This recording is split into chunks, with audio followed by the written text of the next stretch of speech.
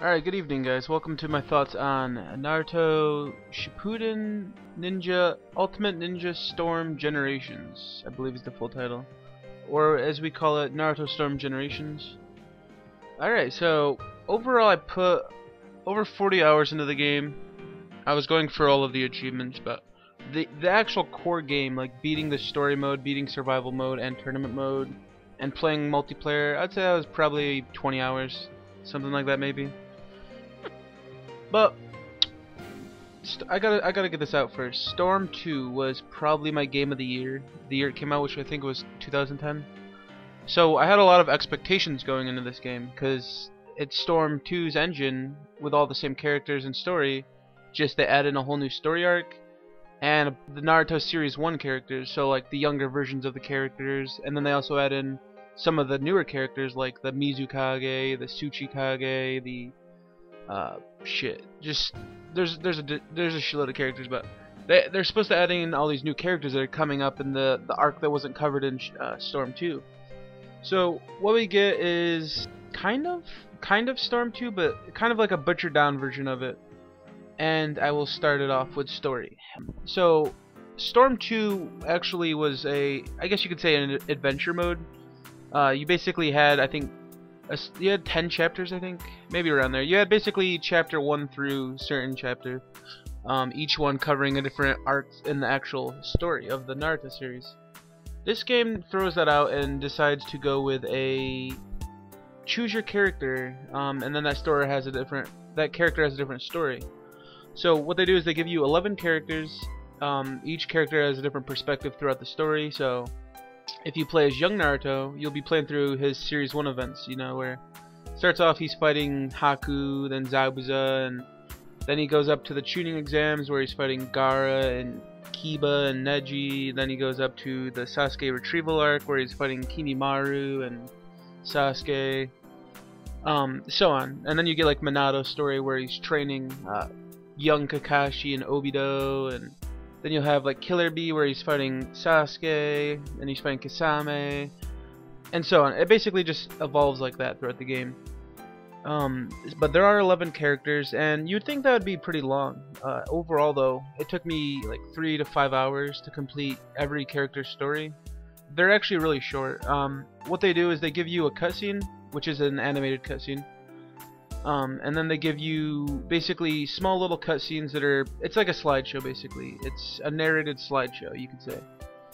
It's basically a screenshot from the anime, and it has audio being played over it while it describes the events of what happened then. So like, example, when you start off as young Naruto, it'll be like, Naruto Uzumaki was born this year of this century, and it's just like a brief description. It's what you see in the beginning of the anime, pretty much. It just narrates it, and kind of it's like one of those previously ons where it's explaining what happened before and then up to this point. I don't like it. I preferred the CG cutscenes from Storm. It added a lot more emotion to it, you could say. Mainly because you're dealing with these events that you can't just blow through like 30 episodes within a couple of clicks of A button. You actually live through that arc pretty much. So I think that they watered down pretty drastically, and it kind of just ruined it. I don't know. I mean, we do get new anime, which is really cool. I didn't mention this, but the studio, I think Studio Piat or Pirate or something, I can't remember their name, but they gave us 60 minutes of brand new video. A lot of it is just old anime, but just new visuals. But they do give us some new visuals too, like for example Madara versus First Hokage. We get a Shippuden Naruto versus Sasuke fight at the Valley of the End, and so on. I'm gonna disapprove of story though. It's pretty crazy how many characters there are and how they are able to give 11 characters their own story. But there was no depth to it. It was just kind of, I can't recommend it because no new player is gonna like it. At least I don't think so. It's strictly for fans of the series. It's just kind of like a quick summary of what happened, just kind of brush you up a little bit on what happened if you haven't played in a while or watched in a while. Yeah, I'm gonna disapprove of story. Gameplay, It's Storm 2 basically. It's a closed-in arena basically, right? It's a like a 3D fighter. It's very simplified though. A button is dash, B button is attack, Y button is chakra, X button is throw your kunai. Right trigger is block, left trigger is substitute, bumpers call out your assist parties, and so on. But they actually added a lot of depth to this. So basically, like, let's say you hit B B B B, then tap your analog in a certain direction, then you go into a different combo, and you can keep doing this, and then that was basically how far Storm 2 though. What they do is or not Storm 2. What Generations does is they introduce canceling and a substitution bar, so you can't constantly be substituting. In Storm 2, whenever you substitute, it took your chakra away, so you kind of had to pace yourself with that. This game though, you can substitute freely without using chakra, but at the same time you can only substitute a certain amount of times, while your energy is essentially 4 bars. So if you use those 4 bars of substitution energy, you're gonna be fucked. If somebody gets you in a combo and starts chakra canceling and starts doing like a 60 hit combo on you, you're pretty much gonna lose a shitload of health. It definitely adds to the depth of the combat though. Basically, ultimately what it came down to me is what it felt like is whoever starts attacking first and is forced to substitute first is most likely gonna lose the fight. Alright, so let me put you in a scenario. Alright, let's say you start attacking a guy, right? You get first hit on this guy. So he's forced to substitute because he doesn't want to keep getting damaged by you. So he's gonna substitute behind you, he's gonna start hitting you, you're gonna be forced to substitute. You go back behind him, you start attacking him, he substitutes, and so on. And it gets to the point where he runs out of substitutions, and then what you do is you just start comboing them into like cancel your combos to make an even bigger combo. And that's pretty much what it felt like to me, even online. I mean, online was a lot more unfair, but that's pretty much the core component of gameplay. You do have like your jutsus, which is where you hit your chakra button and then you hit B button, your attack button, which will enable you to do a jutsu. Like Naruto will use Rasengan, Sasuke will use Chidori. They basically take some chakra, but they do some pretty good damage. I didn't find them to be that useful in this game compared to Storm 2. I mainly just chakra canceled like a motherfucker, but to each his own. Ultimately, then once you build up enough chakra though, you can do your ultimate jutsu, which takes down usually like, I don't know, like 25% of their health to 50%. It's quite a bit. And then you have awakenings, which is where your health gets low and you just keep holding your chakra button and you'll go into an awakened state where you deal more damage, and it makes it harder for them to substitute and chakra cancel against you and stuff like that.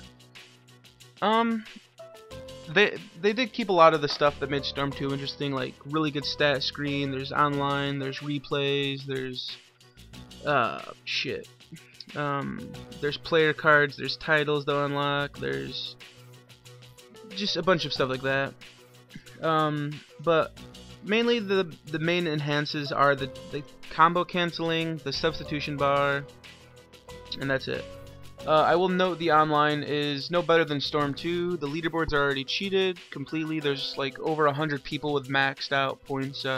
There's no way to really go to the top of the leaderboard, so there's really no point in trying to get there. It's just kind of like a fun game you can play against your friends. I'd recommend it as, I guess. But I do like the gameplay though. They did enhance it quite a bit, more than I'd expect it from Storm 2. So I will approve of gameplay. Alright, now going over to sound. We have a really good voice cast like Storm 2. I don't know, Naruto has a really good voice dub. And the new voice actors for the new characters are pretty good too. But I will say the soundtrack itself though, I can't approve of the soundtrack. Storm 2 had an emotional story, so it only made sense for the music to fit it. This game, on the other hand, I don't know, the story you mostly hear battle stages music, so you don't really hear these unique songs that play during a story event. It's usually music that is on a stage, and I can't like the music in this game. There's really nothing that goes good with it. The battle music, most of the stages are from Storm 2, so you're gonna be hearing a lot of the same songs. And I've already heard him 2 years ago. I don't really want to hear him anymore. There were a couple songs that I think are pretty good, but I can't. I'm not gonna put him in like my video playlist of songs I like to listen to. I will approve of soundtrack though, or the sound design, just because voice acting is pretty good, and the music isn't bad. I mean, it's just repetitive. I've heard it so much before. So I approve of gameplay and sound, not so much story. As for likes and dislikes, we have like 1. The new animation shows us a bunch of stuff that we haven't seen before. Like I said, the Madara versus first Hokage fight. We get an interesting scene where Sasuke is like up on top of the Madara statue at the Valley of End, and he's like reminiscing about the old days, and it's pretty interesting stuff. And there's a lot of animation. I think that, yeah, like I said, I think 60 minutes or so. That's my only like that really stood out to me. And for my dislikes, they removed boss fights, which to me were the perfect ending to each chapter in that game. Alright, with that said, let's get to my overview.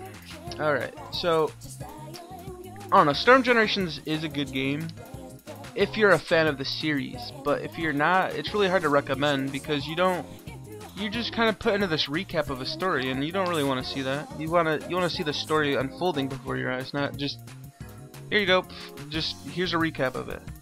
So I can't recommend it to new people. I'd only recommend this game for fans of the series, really. There's just so much stuff that is gonna be over the top. But with that said, it's, I don't know, I'd say get it cheap for the Naruto fans. Wait for it to drop down to like $30, $20.